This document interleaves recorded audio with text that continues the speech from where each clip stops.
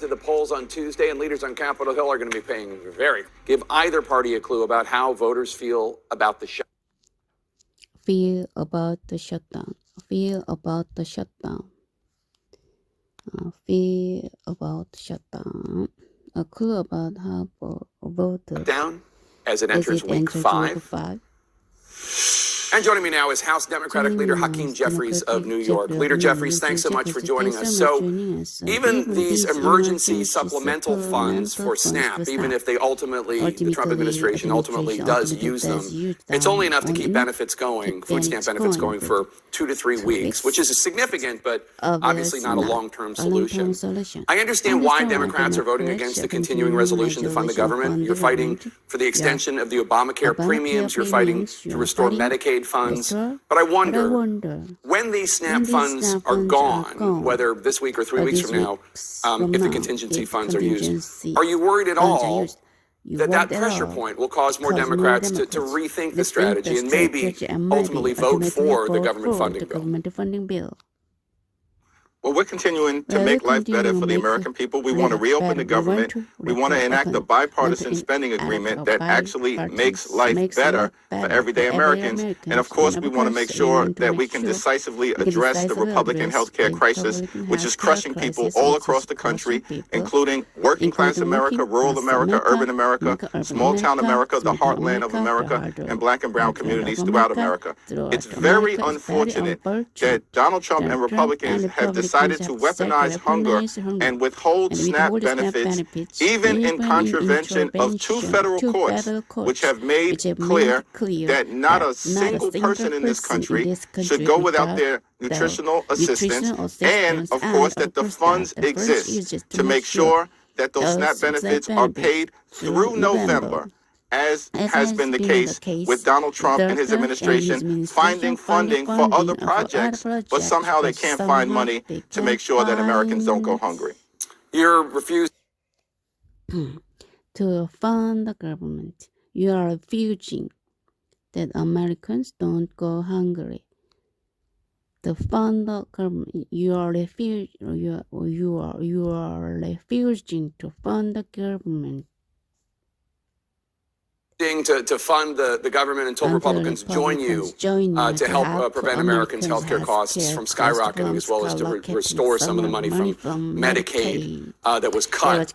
I understand why Democrats are making the choice, but you acknowledge that it's a choice here, right?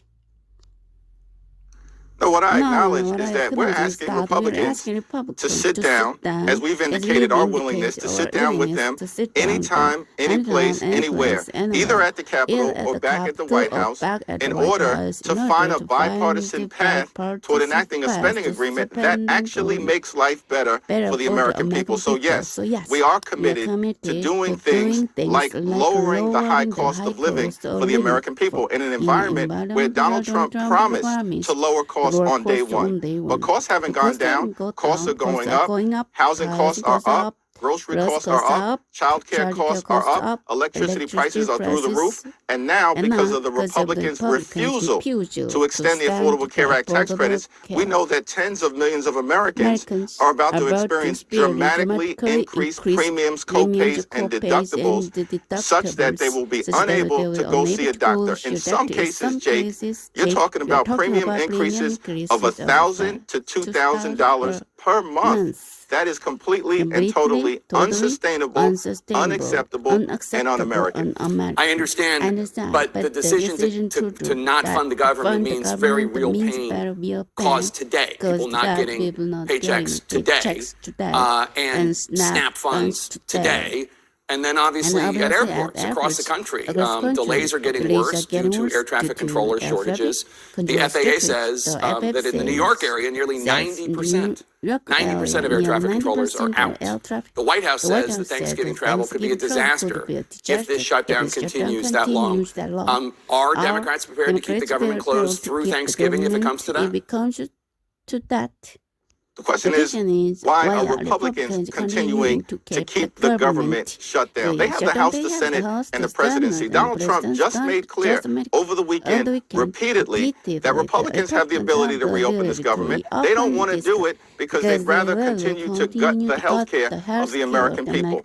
And here are some questions that need to be asked. Why have House Republicans remained on a taxpayer-funded vacation for the last 6 weeks? They keep canceling votes. They've canceled votes for next week. Of course, they are unserious as it relates to reopening the government. Why has Donald Trump spent more time on the golf course, including this weekend, than he has in talking to Democrats on Capitol Hill who represent half of the country? It's because apparently Donald Trump is uninterested in reopening the government. He doesn't want to stand up for hardworking federal employees. They fired more than 200,000 federal employees prior to them shutting the government down on October 1st. And why are Republicans so unwilling